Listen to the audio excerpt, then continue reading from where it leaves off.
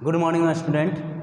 आज हम लोग पैसिव वॉइस में इम्परेटिव सेंटेंस पढ़ने जा रहे हैं। इम्परेटिव सेंटेंस को हम लोग पैसिव में कैसे चेंज करते हैं, ठीक है। यहाँ पे उसका नियम है, कुछ 2 रूल लिखे हुए हैं हम यहाँ पे, ठीक है। इसमें एक एक करके हम लोग इम्परेटिव सेंटेंस को पैसिव में कैसे बनाते हैं उसको हम लोग देखेंगे। देखिए, रूल नंबर 1 है, जब वाक्य से ऑर्डर या कमांड का भाव व्यक्त हो तो उस वाक्य को पैसिव में हम इस प्रकार बनाते हैं। सबसे पहले हम लोग क्या लिखेंगे, ऑब्जेक्ट लिखेंगे, लेट लिखेंगे। सबसे पहले हम लोग क्या लिखेंगे, लेट लिखेंगे, फिर क्या लिखेंगे, ऑब्जेक्ट लिखेंगे, फिर आपका बी हो जाएगा, फिर V3, फिर अदर वर्ड। इसमें बाई प्लस सब्जेक्ट क्या नहीं लिखा जाता है, क्योंकि मेरा वाक्य की शुरुआत ही सब्जेक्ट से नहीं होता है। इम्परेटिव सेंटेंस में सबसे पहले वाक्य की शुरुआत किससे होता है, वर्ब से होता है। इम्परेटिव सेंटेंस के सभी वाक्यों की शुरुआत वर्ब से ही होता है, इसमें सब्जेक्ट नहीं होता है, ठीक है। तो जब सब्जेक्ट ना हो तो उसे हम लोग बाई प्लस सब्जेक्ट क्या करते हैं, नहीं लिखते हैं, उसको वैसे ही छोड़ देंगे। लिखने के लिए हम लोग लिख सकते हैं बाई और यू लिख सकते हैं, लेकिन ऐसा हम लोग क्या करते हैं, लिखते नहीं, ऐसे जनरल हम लोग क्या करते हैं, इसको छोड़ देते हैं, ठीक है।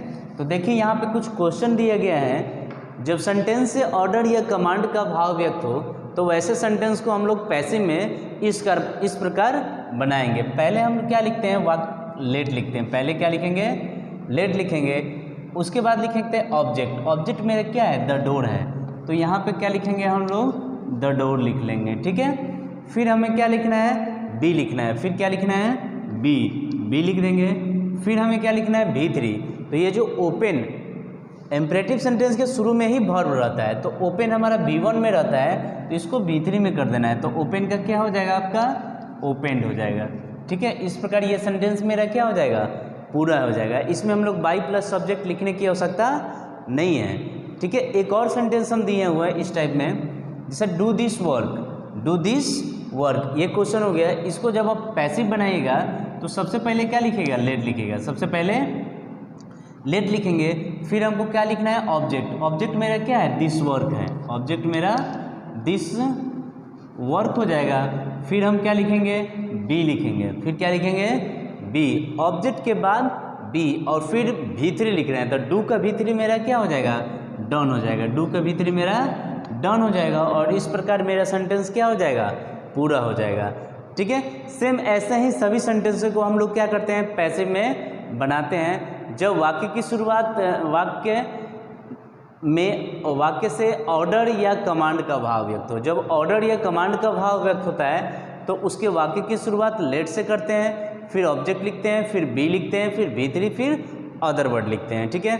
यहाँ पर एक और क्वेश्चन दिया है, इसमें देखिए यहाँ पे नॉट लगा हुआ है, यहाँ क्या है, नॉट सेंटेंस में लगा हुआ है, तो इस सेंटेंस को भी हम लोग बना सकते हैं, ठीक है। सबसे पहले हम लोग क्या लिखते हैं, लेट लिखते हैं। सबसे पहले लेट लिखेंगे, ठीक है।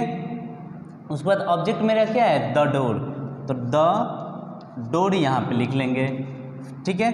अब देखिए यहाँ सेंटेंस में नॉट है ना, तो नॉट यहीं पे हमको लिखना होगा, क्योंकि हम बहुत पहले आपको बताए हुए थे कि नॉट का स्थान कितना नंबर पे होता है, तीसरे नंबर पे। नॉट हम लोग कहाँ लिखते हैं, तीसरे नंबर पर लिखते हैं, तो फर्स्ट, सेकंड और थर्ड। उसके बाद हम लिखेंगे बी, उसके बाद क्या लिखेंगे, बी, और ओपन का V3 क्या हो जाएगा, आपका ओपेंड हो जाएगा। ओपन का V3 ओपेंड हो जाएगा, ठीक है। इस प्रकार ये आपका सेंटेंस क्या हो जाएगा, पूरा हो जाएगा। ये तो डू नॉट लिखे हैं, हम डू नॉट लिखे हैं। कभी कभी आपको सेंटेंस में ऐसा भी मिलेगा, ये इसको हम लोग डोंट भी लिख सकते हैं। क्या लिख सकते हैं, डोंट ओपन द डोर, या फिर do not open the door. ये दोनों में से कोई एक आप लिख सकते हैं, ठीक है। आप डोंट लिखिए या डू नॉट लिखिए, दोनों चलेगा, ठीक है। क्वेश्चन आपका जैसा होगा वैसे हम लोग इस सेंटेंस को क्या करते हैं, बना लेते हैं, ठीक है।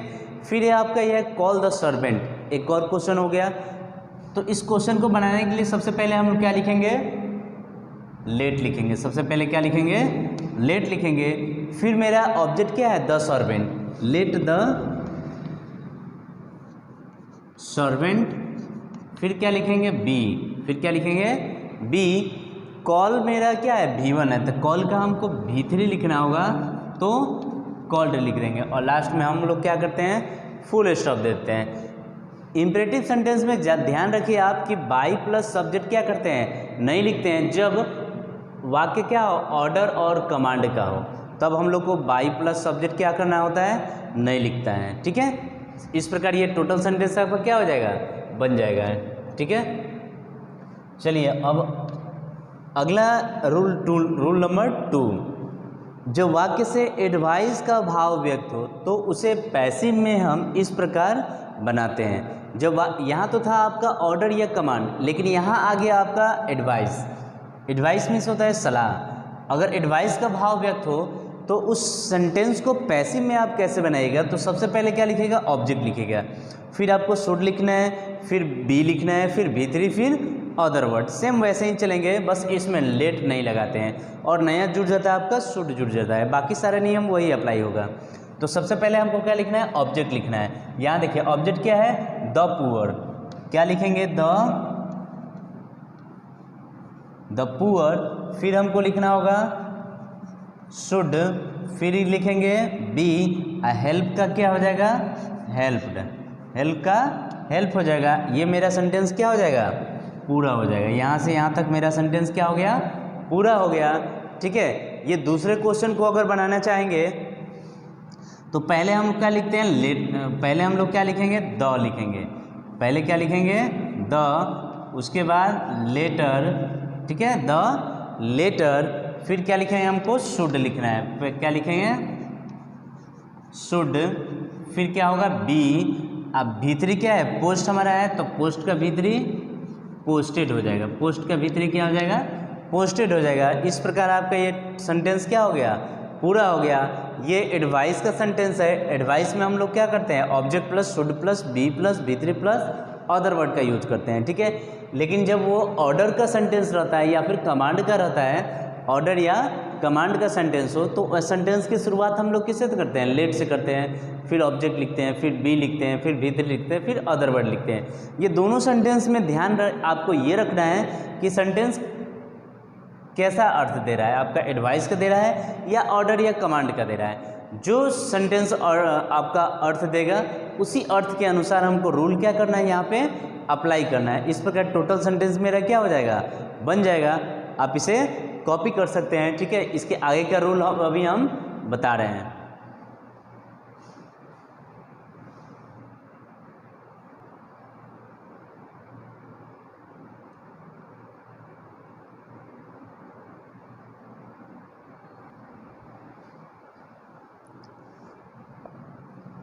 यहाँ पे आपका रूल नंबर 3 और रूल नंबर 4 है। ठीक है, रूल नंबर 3 देखिए क्या कहता है, जब वाक्य में please kindly, please oblique kindly लगा हो तो उसे पैसिव में हम इस प्रकार बनाते हैं। तो पहले क्या लिखना हमको, you are requested to plus sentence. ये आपका सभी सेंटेंस में लगेगा you are requested to plus sentence. ठीक है, तथा प्लीज ऑब्लिक काइंडली को पैसिव में नहीं लिखा जाता, केवल हम लोग यू आर रिक्वेस्टेड टू लिखते हैं। अब प्लस क्या करते हैं, सेंटेंस लिख देते हैं। जो सेंटेंस होगा वो लिख देंगे और प्लीज और काइंडली को हम लोग क्या करना है, पैसिव में नहीं लिखते हैं। ठीक है, चलिए देखिए इस 2 क्वेश्चन हमारे पास है, इस दोनों क्वेश्चन को हम लोग क्या करते हैं, बनाते हैं। कैसे बनाएंगे, तो देखिए यहाँ पे प्लीज लगा हुआ है, ठीक है, और इस सेंटेंस में काइंडली लगा है। इस सेंटेंस में क्या करते हैं हम लोग, काइंडली कर दें। ये हो गया आपका। ठीक है, चलिए इस क्वेश्चन को हम बनाते हैं। तो सबसे पहले हम क्या लिखते हैं, यू लिखते हैं, फिर क्या लिखेंगे, आर लिखेंगे। ये रिक्वेस्ट है तो रिक्वेस्टेड हो जाएगा, रिक्वेस्टेड। फिर क्या लिखना है हमको, टू लिख देना है। यहाँ देखिए ये प्लीज लगा हुआ है ना, तो प्लीज को हमको क्या करना है, छोड़ देना है। प्लीज को हमको छोड़ देना है। ये हेल्प मी, ये मेरा क्या है, हेल्प और मी। इस प्रकार ये सेंटेंस मेरा क्या हो गया, पूरा हो गया। You are requested to help me. ठीक है, ये देखिए दूसरा क्वेश्चन है आपका, kindly do this, kindly do this. तो इस क्वेश्चन को बनाएगा तो सबसे पहले क्या कीजिएगा, यू लिखेगा। सबसे पहले यू, फिर क्या लिखेंगे, आर रिक्वेस्टेड, रिक्वेस्टेड टू, ठीक है, थोड़ा सा जगह कम हो गया है, यू आर रिक्वेस्टेड टू। अब यहाँ देखिए काइंडली को क्या करना है, हमको छोड़ देना है, काइंडली को छोड़ देंगे, फिर केवल क्या लिखेंगे हम लोग, डू दिस। तो यहाँ क्या लिखिएगा, डू लिखिएगा और फिर क्या लिख दीजिएगा, दिस लिखिएगा, ठीक है। ये सेंटेंस मेरा क्या हो जाएगा, पूरा हो जाएगा। ध्यान रखिएगा प्लीज और काइंडली, प्लीज और काइंडली को हमको पैसिव में क्या करना है, नहीं लिखना है। प्लीज काइंडली को पैसिव में नहीं लिखना है, बाकी जो बच जाएंगे टोटल वर्ड वो सभी को क्या करना है, लिख देना है, ठीक है। अब चलिए रूल 4 में चलते हैं। जब वाक्य की शुरुआत late plus objective case, late plus objective case से हो तो उसे पैसिव में हम इस प्रकार बनाते हैं। देखिए ये सेंटेंस की शुरुआत आपका ये एक्टिव का स्ट्रक्चर, पहले क्वेश्चन में क्या लगा रहा है, लेट लगा रहेगा, फिर आपका ऑब्जेक्टिव केस, फिर आपका V1, फिर ऑब्जेक्ट, फिर अदर वर्ड। तो इसको पैसिव में आप बनाइएगा तो पहले क्या लिखिएगा, लेट लिखिएगा, फिर आप लिखिएगा ऑब्जेक्ट लिखिएगा, फिर बी, फिर V3, फिर V3 के बाद फिर क्या करेंगे, बाई, और फिर हमारा ऑब्जेक्टिव केस आ जाएगा, ठीक है। यहाँ देखिए let him do this work, ये क्वेश्चन हो गया, तो इस क्वेश्चन को हम लोग पैसिव में बनाएंगे तो ये लेट का क्या करें, हम लेट का लेटर लिख देंगे, ठीक है। फिर ये देखिए ऑब्जेक्ट मेरा क्या है, this work, let this work, यही ऑब्जेक्ट मेरा लिखा जाएगा। लेट के बाद ही क्या करना है, हमको ऑब्जेक्ट को लिखना है, ठीक है। फिर क्या लिखना है हमको, ऑब्जेक्ट लिख लिए, फिर हमको बी लिखना है, क्या लिखना है, बी लिखना है, ठीक है। बी के बाद V3, V3 क्या है मेरा, डू है, डू का V3 क्या हो जाएगा, डन हो जाएगा, डू का V3 डन हो जाएगा, ठीक है। फिर आप क्या लिखेगा, बाई लिखेगा, फिर क्या लिखेगा, बाई लिख लिए। फिर मेरा ऑब्जेक्टिव केस क्या है, ऑब्जेक्टिव केस यहाँ देखिए हिम, यहीं पे आपका दिया हो रहा है ऑब्जेक्टिव केस, ये हिम है, तो लास्ट में मेरा ये ऑब्जेक्टिव केस हिम क्या हो जाएगा, यहीं पे लिखा जाएगा, ठीक है। इस प्रकार ये सेंटेंस क्या हो गया, पूरा हो गया। देखिए कुछ नहीं किए हैं, जो है क्वेश्चन में से ही लिए हैं। आपका लेट है सेंटेंस के शुरू में तो लेट रख लेना है, फिर आप लिखना है ऑब्जेक्ट लिखना है। ऑब्जेक्ट देखिए आपका क्या है, ये दिस वर्क है, ऑब्जेक्ट मेरा दिस वर्क है, तो दिस वर्क को यहीं लिख देना है। फिर क्या लिखना है हमको, बी लिखना है, तो बी लिख दिए। फिर क्या लिखना है, V3 लिखना है, V3 यहाँ देखिए ये डू आपका V1 है, V1 है, तो इस V1 को हमको क्या करना है, V3 लिख दिए, ठीक है। फिर आपका रूल के अनुसार बाई लिखना है, तो बाई लिख दें यहीं पे, ठीक है। और ऑब्जेक्टिव केस, ये जो ऑब्जेक्टिव केस आपका यहाँ पे है हिम, ऑब्जेक्टिव केस ये जो हिम है, ये हमारा लास्ट में क्या हो जाएगा, आ जाएगा यहाँ पे ऑब्जेक्टिव केस लिखा जाएगा। इस प्रकार ये सेंटेंस मेरा क्या हो गया, पूरा हो गया। अब ये देखिए ये एक लास्ट क्वेश्चन बचा है यहाँ पे, इसको शुरुआत किससे करेंगे, लेट से करेंगे, ठीक है। फिर ऑब्जेक्ट मेरा देखिए दो ऑब्जेक्ट है, इसमें हिम भी है और ए पोएम भी है। अब दोनों में से जो चाहे उसको ऑब्जेक्ट ले सकते हैं, क्योंकि डबल ऑब्जेक्ट यहाँ पे दिया हुआ है, ठीक है। आगे हम आपको रूल में पढ़ाएंगे, डबल ऑब्जेक्ट रहता है तो दोनों में से किसी एक ऑब्जेक्ट को हम लेकर वाक्य को क्या कर सकते हैं, बना सकते हैं। तो हम एक ही ऑब्जेक्ट ले रहे हैं, पहले हम हिम ले रहे हैं, लेट क्या करेंगे, हिम, ठीक है। ऑब्जेक्ट ले लिए, फिर क्या लिखेंगे हम, बी लिखेंगे, क्या लिखेंगे, बी। या फिर आप ऐसा कीजिए, हिम को ऑब्जेक्ट ना लेकर ए पोएम को ऑब्जेक्ट ले लीजिए, ठीक है। लेट ए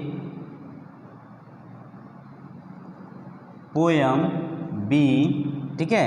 और टीच है ना, टीच का भीतरी क्या होगा, टॉट, टीच का भीतरी टॉट, ठीक है। अब ये ऑब्जेक्ट दूसरा है, ये यहीं पे लिखा जाए, टॉट हिम, टॉट हिम। अब क्या लिखना है हमको, बाई प्लस सब्जेक्ट लेना है, तो यहाँ हम क्या लिखेंगे, बाई, और ये ऑब्जेक्टिव केस अस है ना, तो ये लास्ट में मेरा क्या हो जाएगा, अस लिखा जाएगा, ठीक है। इस प्रकार ये आपका सेंटेंस क्या हो जाएगा, पूरा हो जाएगा, ठीक है। ये आपका पैसिव का 8वां पार्ट है, 8वां पार्ट है, ठीक है। इसमें अभी और 1-2 नियम हैं, ठीक है, इसको हम पढ़ेंगे नेक्स्ट पार्ट में, ठीक है। अब मिलते हैं हम अगले वीडियो में।